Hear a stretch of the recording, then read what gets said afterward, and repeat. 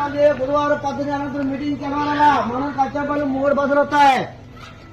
సంవత్సరానికి ఒకసారి పిల్లలకి డబ్బులు తల్లి వందనం పడాలన్నా, నాన్నలకు ఒకసారి ఫ్రీగా 1000 రూపాయలు పడాలన్నా వాళ్ళంతా మిస్ కాకుండా పోవాలా. మగవాళ్ళు కూడా పోవాలి తెల్లవారే. అనంతరం ఆదరా మీటింగ్ పోయినా పోకూడదు లేదా. అలాంటి వాళ్ళని ఏం చేయాలో పగడ్బందీగా ఆలోచిస్తాం.